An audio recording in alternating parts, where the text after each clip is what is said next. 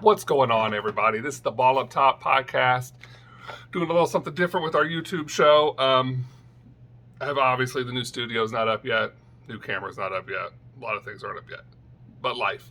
So I had a long podcast going over all of the free agent moves and the offseason stuff that Kevin Durant just decided to blow up.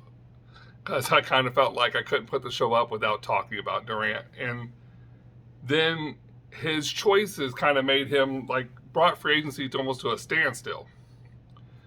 So for those of you who don't know, Kevin Durant has asked to be traded from the Nets.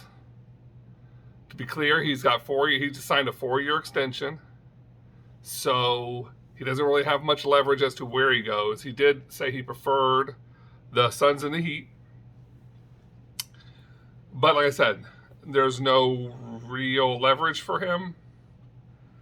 So I'm of the opinion that we have 30 teams in the league. Most of them are small market.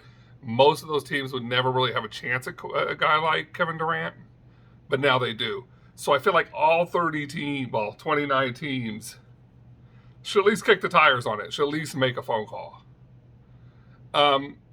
So I've decided to start a little mini series here of the Kevin Durant Sweepstakes. So each episode I'm going to go over, we're going to talk about one team. I looked at the roster, I looked at the cap space, looked at the draft picks, and say this is the best offer they can make, the best reasonable offer. With that being said, our first episode is going to be the Phoenix Suns, because it was one of his preferred destinations. So Durant's salary is about $44.1 million for next year. And you gotta understand, we're only dealing with next year. We're not what happens after that. That's not to be worried about to make a deal done. So I kind of feel understand I'm not gonna get real fancy with this. I'm not gonna start doing 3 and 4 team trades. I'm gonna make this as simple as possible.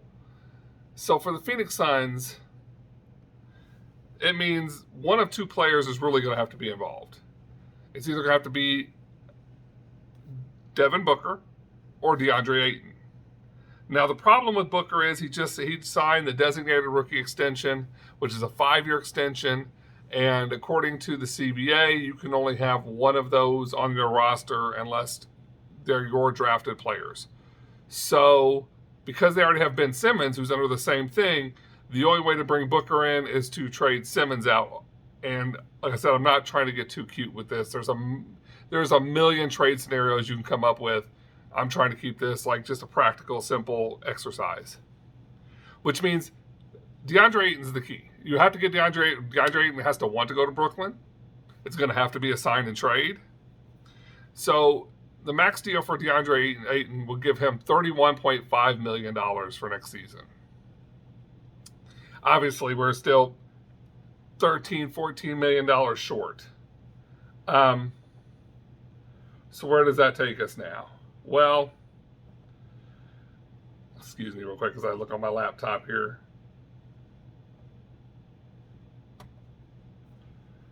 So I decided okay, the Nets demands are an all-star caliber player, a really good young player that could be an all-star, and a lot of draft picks. That's been kind of what the word is out that they want.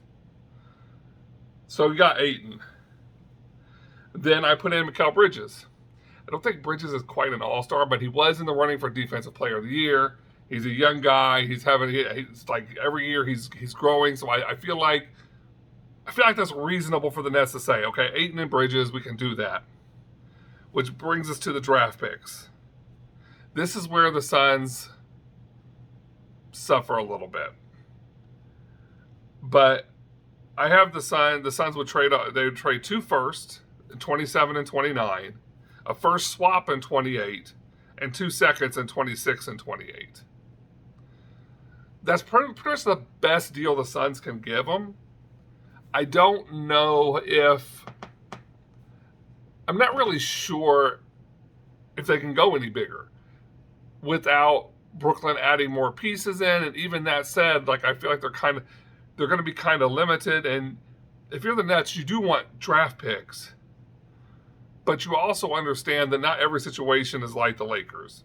The Lakers in New Orleans, like New Orleans got all these draft picks. Everybody thought they were going to be bad picks because they had AD and LeBron. And then the Lakers had this past season, which was a down year, which gave New Orleans a lottery pick. But that's not the normal. So I kind of feel like they're kind of they're limited in, it's not really an all-star player, but it's a couple guys who have low bar all-star potential. There's not really a lot of draft picks. There's not going to be a lot of high-quality draft picks. But it is a pretty fair deal. They're getting 2 starters. He's basically 3 first-rounders and 2 second-rounders for Kevin Durant. The problem is Rudy Gobert. Like, Rudy Gobert, the deal Minnesota made Rudy Gobert, which ended up giving them basically 5 number ones if you include the guy they had already drafted.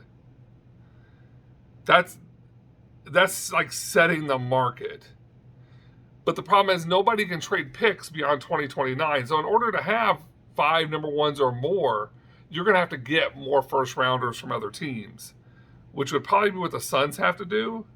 But again, like, I'm not sure if the Suns are trying to keep a championship core intact. You have Booker, you have Durant, you have CP3. You got guys like Jay Crowder. He can't really get you a first. Well, maybe he could get you a first, but probably not. If he did, it'd be from a already contending team, which you're not really trying to add to your contenders. But I feel like that's the best one-on-one deal the Suns can give. So what are your thoughts? Leave your comments and comments and questions below. I'd really be interested to see what you guys think. Is there a better deal for the Suns?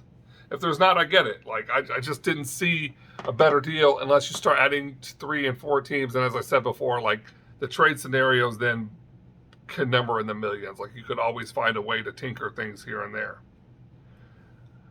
Kevin Durant Sweepstakes. That's going to be our theme going forward on YouTube for a little while. Probably, my goal is to put up at least 1 a day. But I don't know if this is going to drag out for 30 days. So we'll see if the series gets cut short or not, because after he gets traded, it's kind of a moot point. The next episode, I can tell you, is going to be on the Nets. As crazy as it is, I do see a scenario that the Nets don't need to trade him.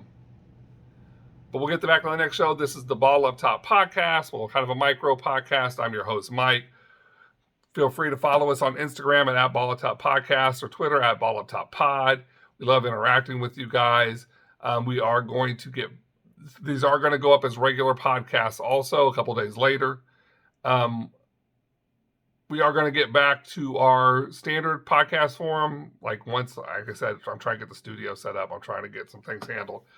But until next time, I'm your host, Mike, Ball Up Top Podcast. See you guys later.